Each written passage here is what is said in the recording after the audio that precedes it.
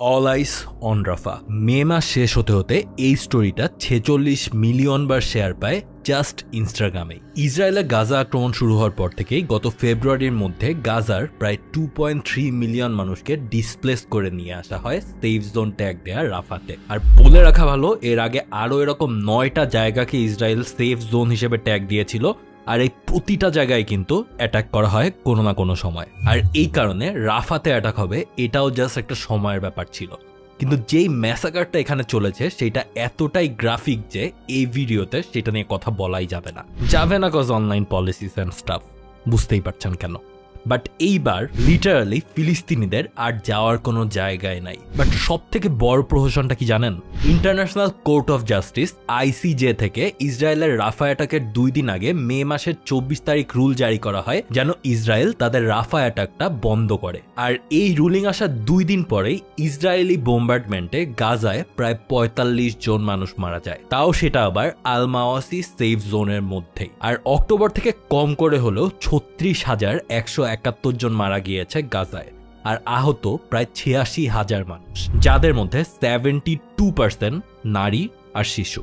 আর অপুষ্টিতে ভুগে মারা গিয়েছে প্রায় 35 জন, যাদের মধ্যে 30 জন শিশু। ইনিশিয়ালি তেল আভিভ থেকে যদিও বলা হয়েছে তারা প্রিসিশন স্ট্রাইক চালিয়েছে অ্যাকুরেট ইন্টেলিজেন্সের বেসিসে, অ্যান্ড তাদের প্রতিটা টার্গেটই নাকি হামাসের 2 জন হাই অফিসিয়াল। কিন্তু অনলাইনে সাধারণ মানুষজনের উপর আক্রমণের ফুটেজগুলো আসা শুরু করলেই এইবার নেতানিয়াহু তার গল্প বদলিয়ে ফেলে। সে স্বীকার করে যে তারা ভুল করেছে, আর তার এক্স্যাক্ট ভাষায় সেটা হচ্ছে একটা ট্র্যাজিক মিস্টেক। আর এইবার তাদের অ্যাটলিস্ট এই ভুল স্বীকার করার কারণ হচ্ছে ইসরায়েলের জঘন্য স্ট্যান্ডার্ডেও এটা আরো জঘন্য একটা কাজ। আর এই কাজ তারা গত অক্টোবর থেকেই করে যাচ্ছে, কিন্তু একবারও স্বীকার করে নাই। আর এইবার ইসরায়েল কেন এটা স্বীকার করলো আর পুরো দুনিয়ার সামনেই ইসরায়েল আর কি করে বেড়াচ্ছে সেইটা নিয়েই আজকের ভিডিও। আচ্ছা, আপনাদের জানিয়ে রাখি, এই ইসরায়েলের রাফা যে অ্যাটাক করবে বা রাফা অ্যাটাক করতে পারে এটা নিয়ে কিন্তু আমার আরও বেশ 2 মাসের আগে একটা ভিডিও আছে। তো সেখানে অনেক কথা বলা হয়েছে এই রাফা অ্যাটাক নিয়ে অ্যান্ড ফিউচারে কি হতে পারে সেইগুলো নিয়ে।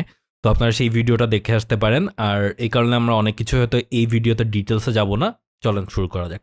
ইসরায়েলের ন্যাশনাল সিকিউরিটি অ্যাডভাইজার জাচি হানেকবি সতর্ক করে দিয়ে বলে দিয়েছেন ইসরায়েলের গাজা আক্রমণ আরও 7 মাস চলতে পারে, কারণ তাদের এস্টিমেশন হামাসকে ধ্বংস করতে আরও 7 মাস লাগবে। এটা কিন্তু একটা ভয়ঙ্কর স্টেটমেন্ট, অর্থাৎ বলা যায় পুরো ফিলিস্তিন অর্থাৎ অ্যাটলিস্ট গাজার মানুষদের জন্য একটা ডেথ সেন্টেন্স।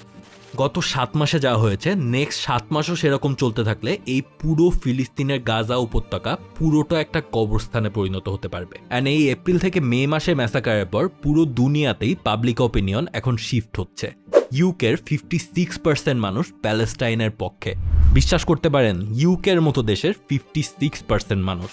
অ্যান্ড এই সার্ভেটা করা হয়েছিল এপ্রিল মাসের আগেই। এপ্রিলে ইসরায়েলি ফোর্স হিউম্যান এইড অর্গানাইজেশনগুলোর ওপর অ্যাটাক শুরু করে, যেটা অ্যাকচুয়ালি এখন আর ইসরায়েলের হয়ে আমেরিকাও কিন্তু ডিফেন্ড করতে পারছে না।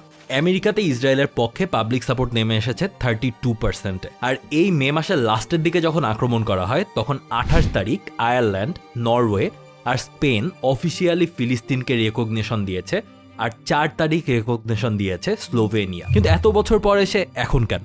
এর পেছনে 2টা কারণ আছে। প্রথমটা স্বাভাবিকভাবেই হিউম্যানিটেরিয়ান অ্যাঙ্গেল, কিন্তু আমার কাছে মনে হয় না পলিটিশিয়ানদের কাছে হিউম্যানিটেরিয়ান অ্যাঙ্গেল খুব একটা বেশি ইম্পর্টেন্ট।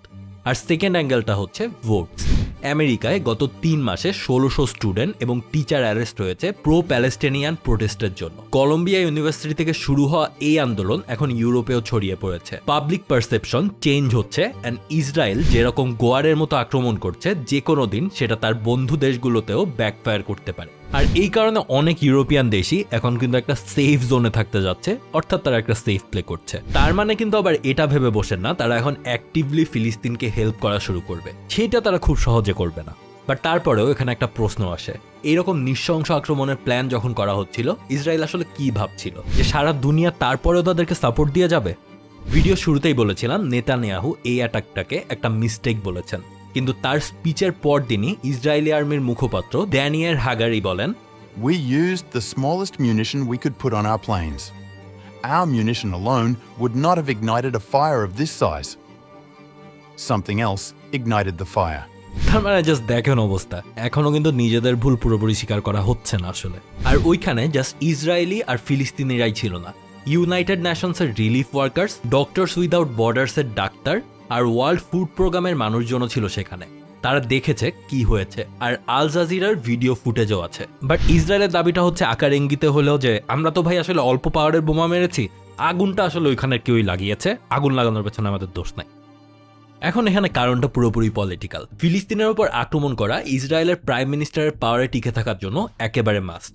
স্পেশালি অক্টোবরের 7 হামাসের আক্রমণ যেভাবে ইসরায়েলের ডিফেন্সের দুর্বলতাকে দেখিয়ে দিয়েছিল, বছরের পর বছর ফিলিস্তিনকে পায়ের নিচে রাখা ইসরায়েলিরা সেটা নেতানিয়াহুর ব্যর্থতা হিসেবেই দেখেছে। সে সময় ফিলিস্তিনি অনেক বড় বড় অর্গানাইজেশনগুলোই এই দায়ে পুরোপুরি নেতানিয়াহুর ওপর চাপায়। ইনফ্যাক্ট গত এপ্রিল মাসে চালানো একটা সার্ভেতে দেখা গিয়েছে নেতানিয়াহুর অপোনেন্ট বেনি গ্যান্টজের চেয়ে সে পপুলারিটির দিক থেকে 6% পিছিয়ে আছে। আর ইসরায়েলের নেক্সট ইলেকশন হচ্ছে 2026-এ, কিন্তু সেইটা এগিয়ে 2024-এ নিয়ে আসার জন্য প্রচুর প্রেসার দেওয়া হচ্ছে। ইভেন এরপর জেনারেল স্ট্রাইকের কথাও উঠেছে। বাট নেতানিয়াহু কারেন্টলি 35% ফেভার নিয়ে আবারও ইসরায়েলের সব থেকে সাপোর্টেড লিডার। অর্থাৎ হামাসের আক্রমণের পর গত অক্টোবরে যার পপুলারিটি এতটা কমে গিয়েছিল, তার পপুলারিটি এখন কিন্তু আবারও শীর্ষে। এখন এইটা কিভাবে? খুব ইজি, এই যে মে মাসে ফিলিস্তিনে চালানো তার ম্যাসাকার দিয়ে। ফিলিস্তিনে আক্রমণ চালিয়ে যাওয়াটা নেতানিয়াহুর পাবলিক সাপোর্ট ফিরে পাবার একমাত্র উপায়। কিন্তু যেভাবে সে ইসরায়েলের সাপোর্ট পাচ্ছে, ঠিক এইটার কিন্তু একটা উল্টো সাইডও আছে। অক্টোবরের আগে ইসরায়েল সৌদি আরবের সাথে নর্মালাইজেশনের দিকে আগাচ্ছিল, সেই প্ল্যানটা এখন পুরোপুরি ভেস্তে গেছে বলা যায়। ইসরায়েলের ক্লোজ ফ্রেন্ড ইজিপ্টও এখন আস্তে আস্তে সরে আসছে। আর এদিকে ওদের ইকোনমিক আউটপুট ড্রপ করেছে 21.7%। আর আরও একটা স্ট্যাট পাওয়া গেছে খুবই মজার, সেটা শোনেন এখন। 1948 সালের পর থেকে ইসরায়েল প্রতিদিনে $272 মিলিয়ন করে খরচ করে ওয়ার ইকুইপমেন্টের পেছনে। প্রতিদিন, চিন্তা করতে পারছেন? এখন এত টাকা কিন্তু আসলে ইসরায়েলের নাই, দেয় কে? তার সুগার আমেরিকা। বাট আমেরিকাও কিন্তু তাদের এই ম্যাসাকারের পর বিপদে পড়ে গিয়েছে। CNN এর একটা রিপোর্ট মতে বাইডেনের ফরেন পলিসি পছন্দ করে না এমন আমেরিকানের সংখ্যা এখন 81%, অ্যান্ড এদের প্রায় সবাই 35 বছরের নিচে। সুইং স্টেটগুলোতে এইসব ইয়াং ভোটাররাই বাইডেনের সব থেকে বড় মাথা ব্যথার কারণ এখন। আর এই বাইডেনে কিন্তু অন্ধের মতো ইসরায়েলকে সাপোর্ট দিয়ে গিয়েছে, আর এখন তার অ্যাডমিনিস্ট্রেশন এবং তার দেশের লোকজনই এই কারণে তার বিপক্ষে চলে যাচ্ছে। এর প্রমাণ হিসেবে আমরা ওয়েস্ট ব্যাংকে ইসরায়েলের অকুপাইড টেরিটরির উপর স্যাংশন বা ইসরায়েলের কাছে অস্ত্র সেল করতে না চাওয়াকে ধরতে পারি। জুনের 2 তারিখ বাইডেন একটা সিজফায়ার প্রপোজালের ঘোষণা করেন, কিন্তু এই ব্যাপারে সে নেতানিয়াহুকে কিছুই জানায় নাই।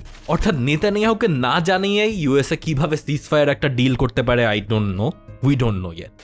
এদিকে ইসরায়েলের ন্যাশনাল সিকিউরিটি মিনিস্টার ইতামার বেনভির আর ডানপন্থী সরকার দলীয় সদস্যরা অলরেডি ক্যাবিনেট লিভ করার থ্রেট দিচ্ছে, কিন্তু অন্যদিকে নেতানিয়াহু আবার দেখছে যে সে আবার পাবলিক ফেভার পাচ্ছে এই ম্যাসাকারের জন্য। আর এই সিজফায়ার চুক্তি যদি তারা অ্যাকসেপ্ট করে, তাহলে হয়তো ইসরায়েল তার অন্যান্য বন্ধু দেশগুলোর চোখে আবারও ভালো হয়ে যাবে, বাট তার নিজের দেশে কিন্তু নেতানিয়াহুর পাবলিক সাপোর্ট একেবারে আবারও নাই হয়ে যাবে। অর্থাৎ নেতানিয়াহু সরাসরি স্বীকার করে বলবে যে তার ভুল হচ্ছিল, আর এই কারণে তার হয়তোবা এইবার পাওয়ারও হারাতে হবে, আর সেটা নিশ্চয়ই সে হতে দিবে না। অর্থাৎ বুঝতেই পারছেন কি করতে পারে ইসরায়েল, আর সারা ওয়ার্ল্ডেই কি হতে পারে এখন। ওকে, এই ভিডিওটা আমার আসলে বেশ আগেই দেওয়ার ইচ্ছা ছিল, বাট আমার লাস্ট 1-1.5 সপ্তাহ ধরে প্রচুর জ্বর, ঠান্ডা, গলা ব্যথা, মাথা ব্যথা যা যা হয় আর কি সবই হচ্ছে। ওয়েদারের জন্য হয়তো ইভেন আমি শিওর আপনারা যারা এই ভিডিও দেখছেন আপনাদের মধ্যে অনেকেরও মনে হয় এখন সমস্যা হচ্ছে। কমেন্টে লিখে যান আপনারা যদি সেম জিনিস দিয়ে সাফার করেন। সো এই ভিডিওটা রেকর্ড করতে আমার বেশ কষ্ট হচ্ছিল, ভয়েস নর্মাল ভয়েস পাচ্ছিলাম না, সো একটু জোর দিয়ে কথা বলা লাগছিল। সো যাই হোক, একটু লেট হলেও দিলাম ভিডিওটা, যদিও টাইমলি হয় নাই পারফেক্টলি আমার মন মতো। এনিওয়েজ, জানান ভিডিওটা আপনাদের কেমন লেগেছে। আর এছাড়াও লাস্ট উইকে কিন্তু ইসরায়েল প্যালেস্টাইনে আরও একটা ভিডিও দিয়েছিলাম আমরা। ইসরায়েল প্যালেস্টাইন না, এক্স্যাক্টলি ইসরায়েলকে কেন ইউএসএ হেল্প করে সেটা নিয়ে। তো সেই ভিডিওটা এনায়েত ভাই চ্যানেলে পাবেন, আমার চ্যানেলেও একটা আলাদা প্লে লিস্ট আছে কোলাবোরেশন নামে, সেখানেও পাবেন। সেখানে গেলেও আরও অনেক কিছু বুঝতে পারবেন যে ইসরায়েলকে কেন আসলে ইউএসএ এতটা হেল্প করে। তো আর ওই ভিডিওতে একটা প্রবলেম হয়েছিল। সো এই টপিকগুলো যেহেতু অনেক সেন্সিটিভ, এই টপিকে কথা বলতে গেলেই অনেক সময় দেখা যায় যে ইউটিউবের অনেক পলিসি, ফেসবুকের অনেক পলিসি তো আছে, এইসবের কারণে ভিডিওগুলা এজ রেস্ট্রিক্টেড হয়ে যায়। সো আমি এখনও জানি না এই ভিডিওটা এজ রেস্ট্রিক্টেড হবে কি না। যদি হয় কিংবা যদি না হয় আপনারা একটু বেশি বেশি শেয়ার করেন, বেশি মানুষ যাতে দেখতে পারে। আর এজ রেস্ট্রিক্টেড হয়ে গেলে তো আর কিছু করার নাই, বাট তারপরেও যদি আপনারা পার্সোনালি শেয়ার করেন তাহলে সেটা অ্যাটলিস্ট আমার জন্য ভালো, সবার জন্যই ভালো। So anyway, that's all for today. Until my next upload, have a good week. Goodbye. ও আর এই সেন্সিটিভ ধরনের ইস্যুগুলোতে আমি সবসময় বলি নিচে সোর্স দেওয়া আছে, আপনার যদি কোনো একটাতে মনে হয় যে আমি কোনো ভুল ইনফরমেশন দিচ্ছি বা আপনি যেটা জানতেন সেটা থেকে একটু আলাদা কোনো কিছু হয়ে গিয়েছে, তো নিজে একটু চেক করে দেখেন। আগেই আমাকে গালিগালাজ করতে বলছেন না। তো আমি কিন্তু প্রচুর জিনিসপত্র চেক করে তারপরেই দিচ্ছি ইনফরমেশনগুলো, বাট তারপরেও ভুল হইতেই পারে। তো যাই হোক, টাটা।